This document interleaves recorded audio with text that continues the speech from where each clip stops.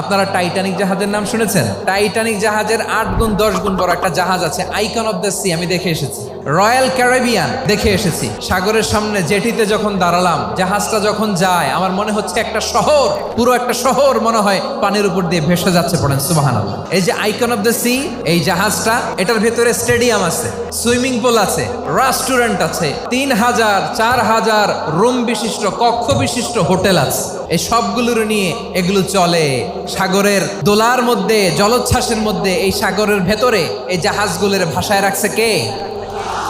এই যে বাংলাদেশে যে গাড়িগুলো চালান, বেশিরভাগ গাড়ি আসে কিন্তু জাপান থেকে। হাজার হাজার গাড়ি একটা জাহাজ বহন করতে পারে। সূরাত বানী ইসরাঈলের এই চমৎকার আয়াতের ভেতরে আল্লাহ তাআলা বেসিকলি মানব জাতির প্রতি তার 4টি স্পেশাল অনুগ্রহের কথা বলেছেন। 2 নম্বর অংশে আল্লাহ তাআলা বললেন, ওয়া হামালনাহুম ফিল বাররি ওয়াল বাহর, স্থলে এবং সমুদ্রে আমি তাদের জন্য চলাচলের বাহন দিয়েছি। সুবহানাল্লাহ।